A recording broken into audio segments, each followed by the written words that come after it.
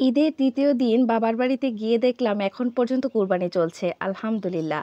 আর বাবার বাড়িতে গিয়ে টুকিটাকি কি খাবার-দাবার খেলাম সেগুলোই আপনাদের সাথে শেয়ার করব। আসসালামু আলাইকুম, ওয়েলকাম করছি আরও একটি ব্লগ ভিডিওতে। যারা গ্রামের মানুষ বা গ্রামে থাকেন তারা কিন্তু এই জিনিসটা চিনেন। এটা হচ্ছে দেশি খেজুর।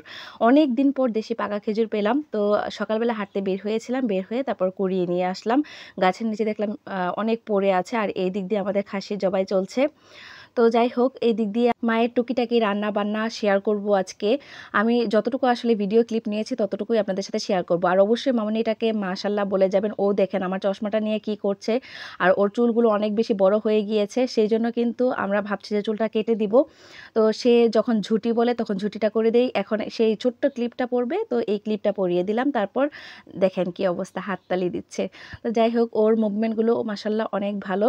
আর এই প্রচণ্ড গরমে দেখা যাচ্ছে যে ম্যাক্সিমাম বাচ্চারা অসুস্থ হয়ে যাচ্ছে। ইভেন আমি নিজেও অসুস্থ হয়ে যাচ্ছি। গরমে আমার অনেক বেশি প্রবলেম হয়। তাজা খাসির মাংসটা আমিই বসাচ্ছিলাম। তো এক হাতে ভিডিও করছিলাম, আরেক হাতে হচ্ছে খাসির মাংসটা বসাচ্ছিলাম। তো একটু নাড়াচাড়া করেছে ভিডিওটা। কিছু করার নেই, কারণ যেহেতু ভিডিও স্ট্যান্ডটা আমি নিয়ে যাইনি।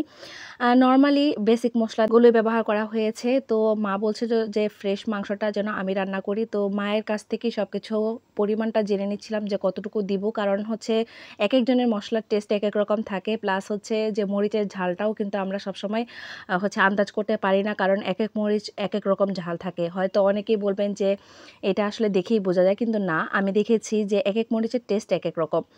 তো যাই হোক, এদিকে মাংসটাকে ধুয়ে পরিষ্কার করে তারপর দিয়ে দিলাম পাতিলে। তো পরবর্তীতে আমার আসলে আর ভিডিও ক্লিপ নেওয়া হয়নি। পরে যখন লাস্টে মা নামাচ্ছিল তখনও একটু নিয়েছি। আর সবগুলো ভিডিও করা হয়নি। আমাদের দুপুরের খাবার মেনুতে যে খাবারগুলো ছিল সেগুলো আপনাদের সাথেও একটু বলব। আর এদিক দিয়ে একটু ভুড়ি মানে সেদ্ধ করা হচ্ছিল। ভুড়িগুলো প্রসেসিং করে রেখে দেওয়া হবে। আর এগুলো হচ্ছে মাংস শুটকি। মাংস শুটকিগুলো কিন্তু খেতে অসাধারণ লাগে। এভাবেই আমার মা সবসময় মাংস শুটকি দিয়ে থাকে। আর এইদিকে আমার শ্বশুরবাড়ি থেকে আনা জামটাকে ভর্তা করছে মা। আর তালের শাঁসও নিয়ে এসেছিলাম, কারণ যেহেতু শ্বশুরবাড়ি থেকে থাকা হচ্ছে না, সেজন্য কিন্তু শাশুড়ি মা সব কিছু দিয়ে দিয়েছেন। যদিও খুব বেশি আনতে পারিনি, অনেক তালের শাঁস পাড়ানো হয়েছিল। তারপরেও দেখা গিয়েছে যতটুকু আসলে সম্ভব হয়েছে আনা ততটুকু এনেছি, গাড়িতে যতটুকু ধরেছিল আসলে। তো যাই হোক, এদিকে বাবা হচ্ছে কেটে দিয়েছে আর ওইদিকে মা জাম ভর্তা করে দিয়েছে। খেয়ে নিলাম আমরা দুপুরবেলায়। আর ওইদিকে হচ্ছে খাসির মাংসটা হতে যাচ্ছে আর এদিক দিয়ে মা হচ্ছে রোস্ট করে নিচ্ছে। অর্ধেক মুরগি ভাজা হয়েছে আর অর্ধেক ভাজা হচ্ছে। এভাবে প্রসেসিংগুলো করা হচ্ছে। আমার মায়ের চিকেন রোস্টটা সবসময় একদম কোরমার মতোই থাকে, কিন্তু মায়ের টেস্টটা অনেক বেশি মজা হয়। যাই হোক, খুবই সাধারণ মশলা দিয়ে করে, আমার মতো এত বেশি মশলা ব্যবহার করে না। তারপরেও কিন্তু মায়ের রোস্টটা অনেক বেশি মজা হয়। আমার ছেলে অনেক বেশি পছন্দ করে। দুপুরের খাবার মেনুতে ছিল হচ্ছে গরুর মাংস, খাসির মাংস, ঢেঁড়স ভাজি, রোস্ট, তারপর হচ্ছে শোল মাছের যে পোনা মাছটা থাকে সেটা, তারপর হচ্ছে আমার বোনের হাজব্যান্ড এনেছিল মালাইকারি মিষ্টি। এটা ময়মনসিংহের খুবই মজাদার একটা মিষ্টি।